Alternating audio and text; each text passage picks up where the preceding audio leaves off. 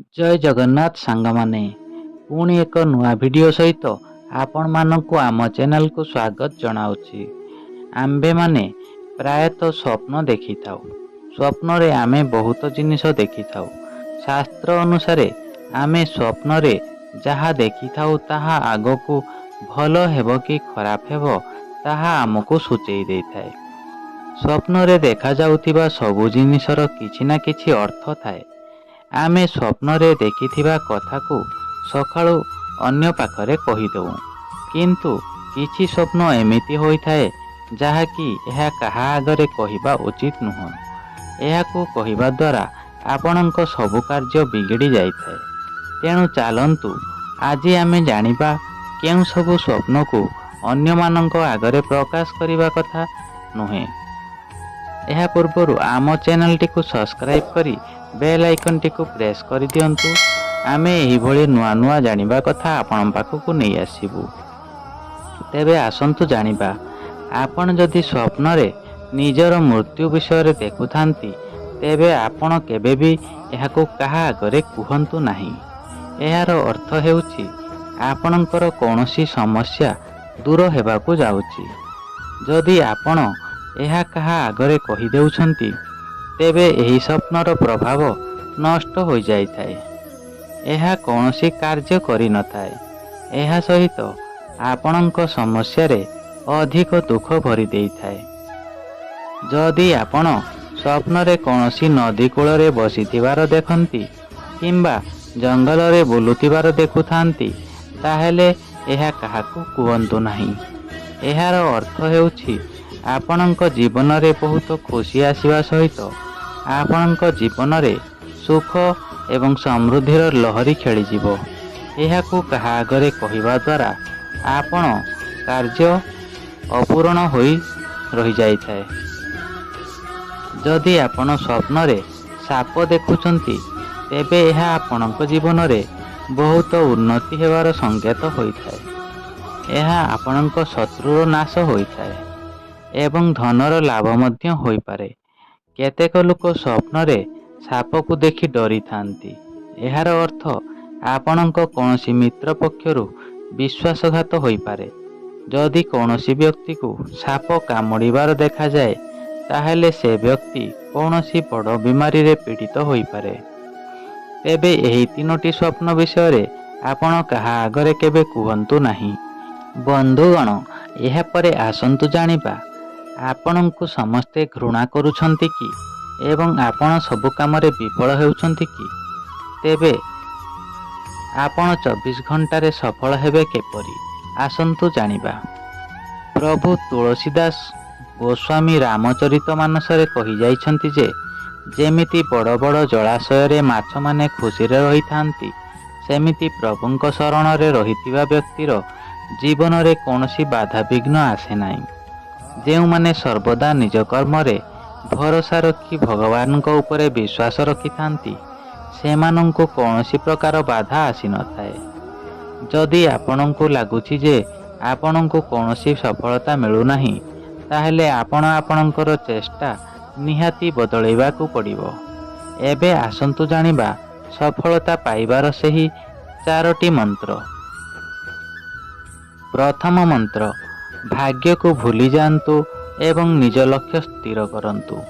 ଜୀବନରେ କିଛି କଥା ବା ଘଟଣା ସଂଯୋଗବଶତଃ ଘଟି ଯାଇପାରେ, କିନ୍ତୁ ସେହି କଥାକୁ ଆପଣ ଯଦି ସବୁବେଳେ ଅନେଇ ବସିବେ ତେବେ ଆପଣ ଆପଣଙ୍କ ଜୀବନରେ କୌଣସି ସଫଳତା ପାଇପାରିବେ ନାହିଁ।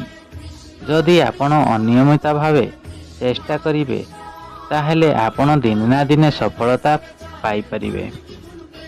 ଦ୍ୱିତୀୟ ମନ୍ତ୍ର, କାର୍ଯ୍ୟକୁ ଆପଣ ଇଚ୍ଛା ଓ ଉତ୍ସାହର ସହିତ କରନ୍ତୁ। ଗୋଟିଏ ସଫଳ ବ୍ୟକ୍ତିର ଗାଡ଼ି ଚାଲିଥାଏ ତେବେ ସେହି ବ୍ୟକ୍ତିର ଆଗ୍ରହ ଓ ଉତ୍ସାହରେ ଟିକେ ବି ଉନ୍ନ ନଥାଏ। ଏହି ଇଚ୍ଛା ଏବଂ ଉତ୍ସାହ ଭରି ରହିଥାଏ ସମର୍ପଣ ଓ ଚେଷ୍ଟା ବଳରେ। ଏହି ସଫଳତାର ଇଚ୍ଛା ଏମିତି ରଖନ୍ତୁ ଯେ ଯେମିତି ଆପଣଙ୍କର ନାମ ବିଚାର ଇଚ୍ଛା ଥାଏ। ତୃତୀୟ ମନ୍ତ୍ର, ସବୁବେଳେ ସମୟାନୁବର୍ତ୍ତୀ ହୁଅନ୍ତୁ। ସମୟର ମହତ୍ତ୍ୱ ଅନେକ କାହାଣୀ ଦର୍ଶାଇଥାଏ। ସମୟ ସର୍ବଦା ନିଜ ହିସାବରେ ଚାଲିଥାଏ। ସମୟ ସେମାନଙ୍କ ସହ ଠିକ୍ ଚାଲେ ଯେଉଁମାନେ ସମୟର ସହିତ ପାଦ ଦେଇ ଆଗକୁ ଚାଲିଥାନ୍ତି। ଯେଉଁମାନେ ସମୟ ପଛରେ ବା ସମୟକୁ ଅଣଦେଖା କରନ୍ତି ସେମାନେ ସବୁବେଳେ ଅସଫଳ ହୋଇ ରହିଯାଆନ୍ତି। ତେଣୁ ସବୁବେଳେ ସମୟ ସହିତ ତାଳ ଦେଇ ଚାଲିବା ଉଚିତ। ଚତୁର୍ଥ ମନ୍ତ୍ର, ଯେଉଁ ସବୁ ଆପଣଙ୍କୁ ଭଲ ନୁହେଁ ସେସବୁକୁ ଆପଣେଇବାକୁ ଚେଷ୍ଟା କରନ୍ତୁ। ଆମ ଜୀବନରେ ଅଲଗା ଅଲଗା ପରିସ୍ଥିତିକୁ ସମ୍ଭାଳିବା ପାଇଁ ଅଲଗା କାର୍ଯ୍ୟ କରିବାକୁ ପଡ଼ିଥାଏ। ଜୀବନରେ ଏମିତି କିଛି ଘଟଣା ଘଟିଯାଏ ଯାହାକି ଆମକୁ ଭଲ ନ ଲାଗିଲେ ମଧ୍ୟ ତାହା ଆମ ଜୀବନ ପାଇଁ ଅତ୍ୟନ୍ତ ଲାଭଦାୟକ ହୋଇଥାଏ। ତେବେ ଏହି ଯେଉଁ ଜିନିଷ ଭଲ ସେହି ଜିନିଷକୁ ଆପଣଙ୍କ ହିସାବରେ ନୁହେଁ ସମସ୍ତଙ୍କ ହିସାବରେ କରିବାକୁ ଚେଷ୍ଟା କରନ୍ତୁ। ଅଧିକାଂଶ ଲୋକଙ୍କ ବ୍ୟକ୍ତିତ୍ୱ ପଥର ଭଳି ହୋଇଥାଏ ଯାହାକି ସେମାନଙ୍କ ଉପରେ ଖରାପ ପ୍ରଭାବ ପକାଇଥାଏ। ଏହି 4ଟି ମନ୍ତ୍ରକୁ ଯଦି ଆପଣ ଠିକ୍ ଭଲ ଭାବେ ପାଳନ କରିବେ ତେବେ ସଫଳତା ଆପଣଙ୍କ ହାତ ମୁଠାରେ ରହିବ। ଆପଣ ସବୁ କାର୍ଯ୍ୟରେ ସଫଳତା ପାଇପାରିବେ। ତେବେ ବନ୍ଧୁଗଣ, ଏହା ବ୍ୟତୀତ ପାର୍ଟନରଙ୍କ ବୟସ ଅଧିକ ହୋଇଥିଲେ ଏହି ସବୁ ଅସୁବିଧା ହୋଇଥାଏ। ଆସନ୍ତୁ ଜାଣିବା ଏହି ବିଷୟରେ। ଭାରତରେ ଆମ ସଂସ୍କୃତିରେ ସମବୟସ୍କ ବିବାହକୁ ସାଧାରଣତଃ ଅନୁମତି ଦିଆଯାଏ ନାହିଁ। ଆମ ଦେଶରେ ଝିଅ କମ୍ ବୟସ ଏବଂ ପୁଅ ସାଧାରଣତଃ 4-5 ବର୍ଷ ହୋଇଥାଏ।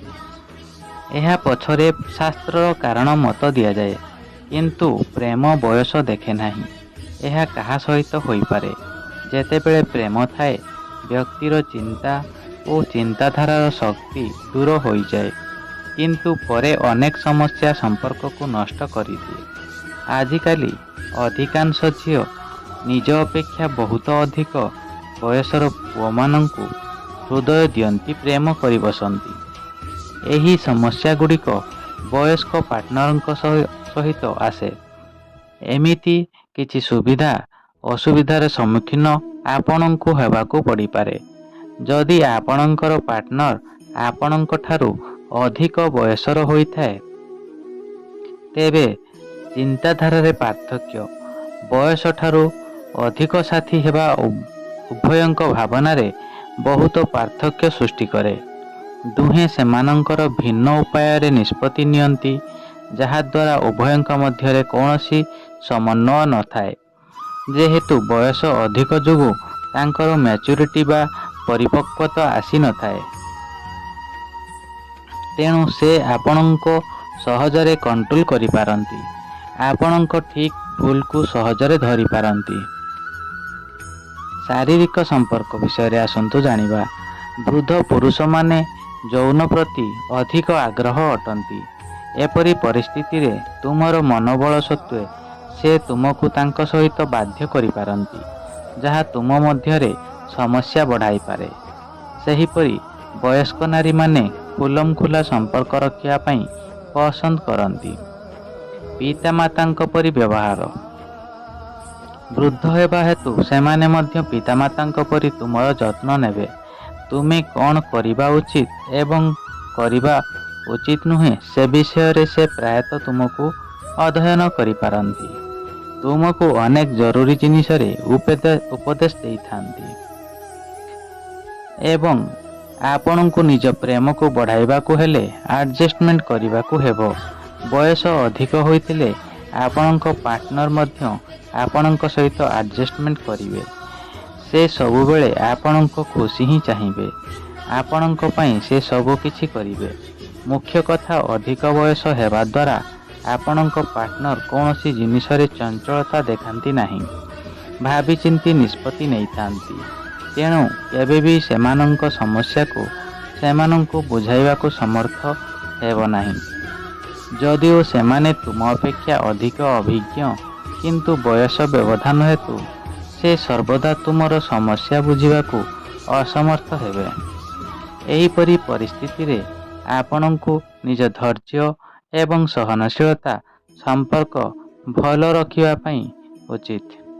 ତେବେ ବନ୍ଧୁଗଣ, ଏହାପରେ ଆସନ୍ତୁ ଜାଣିବା ଗାଈକୁ ଦେଖିବା ମାତ୍ରେ କରିଦିଅନ୍ତୁ ଏହି କାମ, ହେବେ ସୌଭାଗ୍ୟବାନ। ହିନ୍ଦୁ ଧର୍ମରେ ଗୋମାତାଙ୍କୁ ପୂଜନୀୟ ସ୍ଥାନ ଦିଆଯାଇଛି। ଏହା ମଧ୍ୟ କୁହାଯାଇଥାଏ କି ଗାଈମାନଙ୍କ ଦେହରେ ସମସ୍ତ ଦେବାଦେବୀ ବାସ କରିଥାନ୍ତି। ତେଣୁ ଗାଈଙ୍କୁ ପୂଜିବା ଦ୍ୱାରା ଆମକୁ ବହୁତ ଶୁଭଫଳ ମିଳିଥାଏ। ଗାଈର କ୍ଷୀର ଆମ ସ୍ୱାସ୍ଥ୍ୟ ପାଇଁ ଅଧିକ ଲାଭଦାୟକ ଅଟେ। କୌଣସି ଧାର୍ମିକ କାର୍ଯ୍ୟରେ ଗାଈର ମୂତ୍ର ଓ ଗୋବର ଆବଶ୍ୟକ ହୋଇଥାଏ। ତେଣୁ ଆମକୁ ଗାଈମାନଙ୍କ ସେବା କରିବା ନିହାତି ଦରକାର। ହିନ୍ଦୁ ଧର୍ମରେ ଆମେ ଗାଈମାନଙ୍କୁ ପୂଜା ଦ୍ୱାରା ଆମ ଘରେ ମାତା ଲକ୍ଷ୍ମୀଙ୍କର ବାସ ହୋଇଥାଏ। ସେ ଘରେ କେବେ ବି ଅକାଳ ସମସ୍ୟା ଦେଖାଦେଇ ନଥାଏ। ଆପଣ ଗାଈମାନଙ୍କୁ କେବେ ବି ବାସି ଖାଦ୍ୟ ଦିଅନ୍ତୁ ନାହିଁ। ସବୁବେଳେ ଆପଣଙ୍କ ରୋଷେଇର ପ୍ରଥମ ଖାଦ୍ୟ ଗାଈମାନଙ୍କୁ ଦେବା ଦରକାର। ଗାଈମାନଙ୍କୁ ଆପଣ କେବେ ବି ଅଇଁଠା ଖାଦ୍ୟ ଦିଅନ୍ତୁ ନାହିଁ। ଏହାଦ୍ୱାରା ଆପଣ ଦରିଦ୍ର ହୋଇଯାଇଥାନ୍ତି ଏବଂ ମାତା ଲକ୍ଷ୍ମୀ ଆପଣଙ୍କ ଘରୁ ଚାଲି ଯାଇଥାନ୍ତି। ଗାଈମାନଙ୍କୁ ପୂଜିବା ଦ୍ୱାରା ଆପଣଙ୍କ ଘରେ ସବୁବେଳେ ସୁଖ ଶାନ୍ତିର ବାତାବରଣ ଦେଖାଦେଇଥାଏ। ବାଟରେ ଗାଈକୁ ଦେଖିଲା ମାତ୍ରେ ଆପଣ ଯଦି ଗାଈକୁ ଖାଇବାକୁ ଦିଅନ୍ତି ତାହେଲେ ଆପଣଙ୍କୁ ବହୁତ ପୁଣ୍ୟ ମିଳିଥାଏ। ଆପଣ ଯଶବାନ ହୋଇଥାନ୍ତି। ଗୋମାତାଙ୍କୁ ଖାଇବାକୁ ଦେବା ଦ୍ୱାରା ଆପଣ ବହୁତ ଧନ ସମ୍ପତ୍ତିର ଅଧିକାର ବନିଥାନ୍ତି। ତେବେ ବନ୍ଧୁଗଣ, ଆମ ଭିଡ଼ିଓଟି ଆପଣମାନଙ୍କୁ କିପରି ଲାଗିଲା ଆମକୁ କମେଣ୍ଟରେ ନିହାତି ଜଣାଇବେ ଏବଂ ଏହିଭଳି ନୂଆ ନୂଆ ଭିଡ଼ିଓ ଜାଣିବା ପାଇଁ ଆମ ଚ୍ୟାନେଲଟିକୁ ସବସ୍କ୍ରାଇବ୍ କରି ବେଲ୍ ଆଇକନଟିକୁ ପ୍ରେସ୍ କରିଦିଅନ୍ତୁ।